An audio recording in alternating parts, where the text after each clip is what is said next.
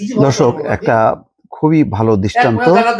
আইনজীবী আলিফের পরিবারকে কোটি টাকা দেওয়ার ঘোষণা খুবই একটা চমৎকার একটা দৃষ্টান্ত। হত্যাকাণ্ডের শিকার হয়েছিলেন আইনজীবী সাইফুল ইসলাম আলিফ। সেই আলিফকে তার পরিবারকে সহায়তা করার জন্য একটা প্রতিষ্ঠান বা একজন ব্যক্তি তাকে কোটি টাকা দেওয়ার ঘোষণা করেছে। এটা অসাধারণ একটা দৃষ্টান্ত। আমি মনে করি যে আইনজীবী সাইফুল ইসলাম কখনো ফিরে আসবে না এবং তার অনুপস্থিতিতে তার পরিবার নিঃসন্দেহে বড় ধরনের একটা ঝুঁকির মধ্যে পড়লো।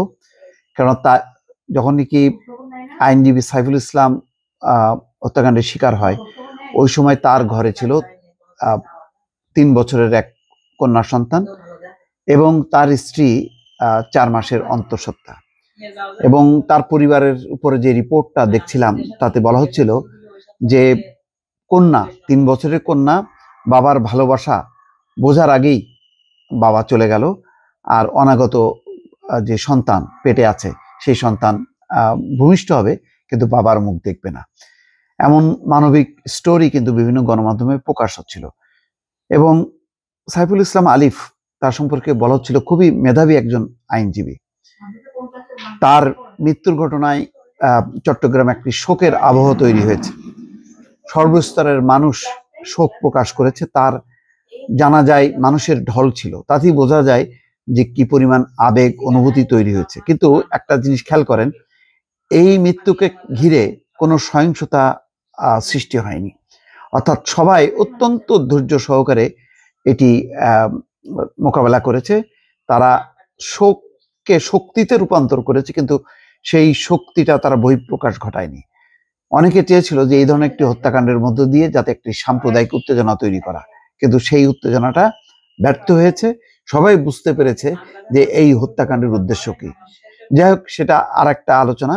আপাতত যে আলোচনাটা সেটা হচ্ছে যে এই আইনজীবী সাইফুল ইসলাম আলিফের পরিবারকে কোটি টাকা দেওয়ার ঘোষণা। আচ্ছা, কারা দিয়েছে সেই খবরটা বলা হচ্ছে যে চট্টগ্রাম ইসকনের বহিষ্কৃত নেতা চিন্ময় কৃষ্ণ দাসের গ্রেপ্তারকে ঘিরে তার অনুসারীদের সঙ্গে হওয়া সংঘর্ষে নিহত আইনজীবী সাইফুল ইসলাম আলিফের পরিবারকে 1 কোটি টাকা অর্থ সহায়তার ঘোষণা দিয়েছে আলহাজ শামসুল হক ফাউন্ডেশন।